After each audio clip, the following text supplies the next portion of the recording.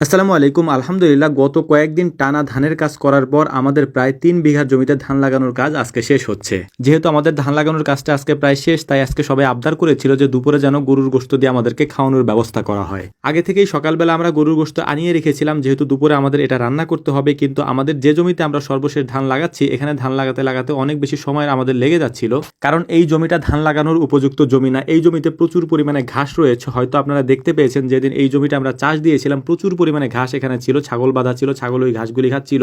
এত ঘাস থাকার পরেও জমিটাকে আমরা চাষ দিয়েছি এবং চাষ দেওয়ার সময় অনেক কষ্ট করতে হয়েছে, বারবার মেশিন বন্ধ হয়ে যাচ্ছিল, কিন্তু তারপরেও আমরা চাষ দিয়েছি। এর কারণ হচ্ছে এই জমিটাতে যদি আমরা ধান না লাগাই তাহলে এই জমিটা এভাবে হয়তো পতিত অবস্থায় থেকে যাবে। পতিত না রাখার জন্যই মূলত আমরা ধান লাগিয়ে রাখতেছিলাম, যাতে করে যতটুকু পাই অন্তত ঘর তো আমাদের হবে। আমাদের এখানে যতগুলি জমিতে ধান লাগানো হয়েছে, এর পাশাপাশি এইসব জমিতে কিছু জায়গা আছে যে জায়গাগুলিতে ধান লাগানোর উপযুক্ত ছিল না, ওই জায়গাগুলিতেও আমরা ধান চাষ করে দিয়েছি, অর্থাৎ ধান চাষ করে তারপর ধান লাগিয়ে দিয়েছি।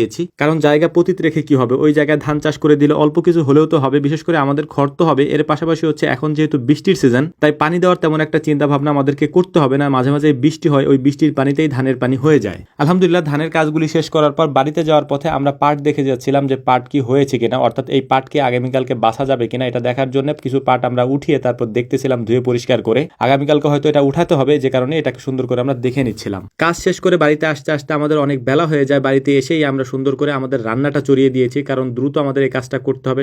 সবার পেটেই খুব ক্ষুধা, কারণ আজকে কাজও অনেক বেশি হয়েছে, যে কারণে সবাই ক্লান্তও বেশি। আমরা দ্রুত এই কাজগুলি করার চেষ্টা করছি, অর্থাৎ রান্নার কাজটা শেষ করার চেষ্টা করছি। এবং সবাই এখনো আসেনি, মানে সবাই বাড়িতে গিয়েছে গোসল করার জন্য, গোসল টোসল করে জামাকাপড় পাল্টে তারপর সবাই আসবে এবং সবাইকে নিয়ে দুপুরের খাবারটা আমরা খাবো ইনশাল্লাহ। এই জন্য গরু গোশত আগেই বলেছি যে সকালে আমরা আনিয়ে রেখেছিলাম, এরপরে এটাকে সুন্দর করে ভোনা করতেছিলাম।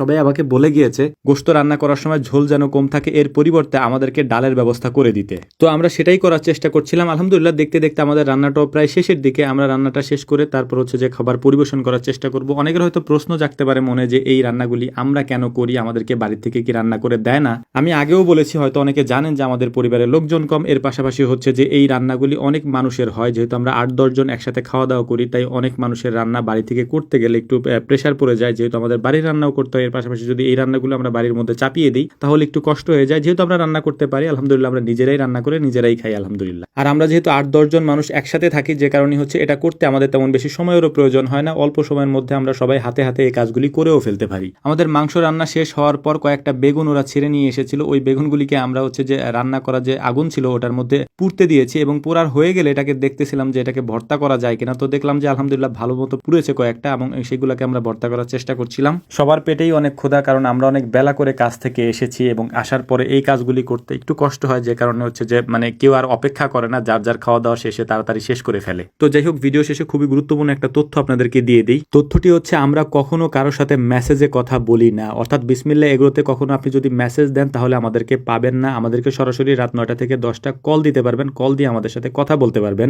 যদি বিসমিল্লাহ এগ্রো নামে কোনো পেজ থেকে আপনাদের সাথে কথা বলে মেসেজে, তাহলে বুঝে নেবেন ওইটা ফেক পেজ। আমাদের অরিজিনাল পেজ থেকে কারোর সাথে কখনো মেসেজে কথা বলা হয় না। তো যাই হোক, আমাদের জন্য দোয়া করবেন। আসসালামু আলাইকুম ওয়া রাহমাতুল্লাহ।